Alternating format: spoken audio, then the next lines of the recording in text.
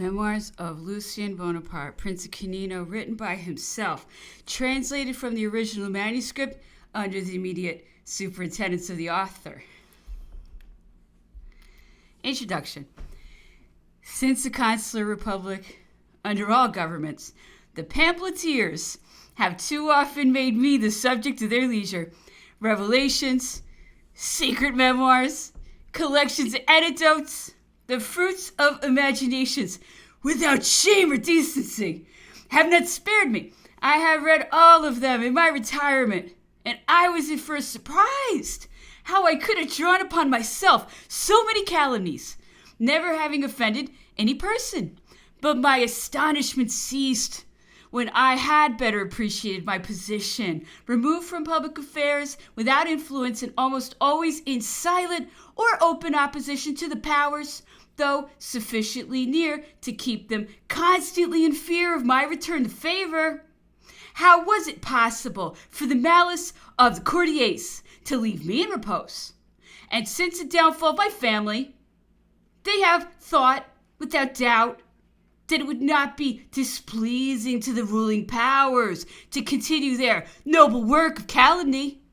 I resigned myself, therefore, to what appeared to be the natural effect of a position that I had chosen for myself, or had been imposed upon me, and I have left the field open to those brave gentry who delight in oppressing the prescribed. I have found in my conscience, with which Providence has blessed me, sufficient to console me for every injustice. It is not therefore for a personal end that I have resolved to publish these memoirs. I do it because they appear to offer materials of some value to a history so fruitful in great events, of which the serious study may be useful in future to my country. Public opinion will inform me if I have deceived myself, and in that case, this first part of my memoirs will be all that I shall allow myself to publish. Memoirs, Chapter 1, Corsica. There is still a country in Europe capable of legislation. It is the island of Corsica. The valor and constancy with which those brave people recovered and defended their liberty merits that some wise man should teach them to preserve it. I have a presentiment that one of these days that little island will astonish Europe.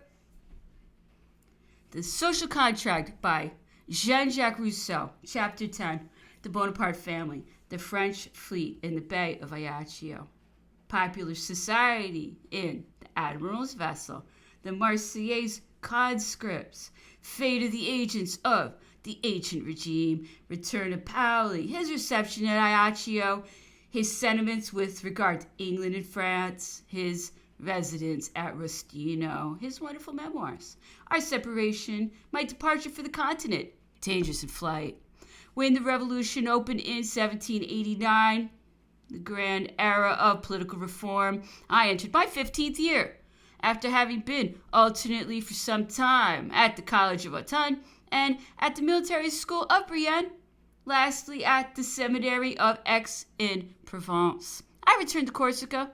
My mother, a widow in the prime of her life, devoted herself to the care of her numerous family.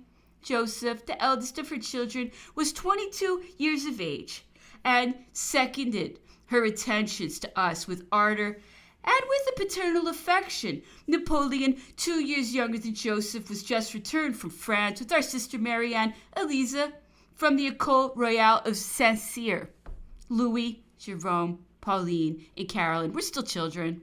A brother of my father, the archdiacre, Lucien, was become the chief of our family. And though gouty and bedridden for some time past, he watched over our interests without ceasing. If Providence had struck us with a cruel blow in depriving us so early of our father, it compensated for that loss as far as possible in leaving us yet for some time that excellent uncle, and in endowing the best of mothers with that spirit of constancy and strength of soul which the future that opened before us furnished the opportunity of giving abundant proofs in the course of wonderful prosperity, and also in that long exile which still holds us beneath its inexorable influence. and of which she had not the consolation to look forward to the termination in her dying hour.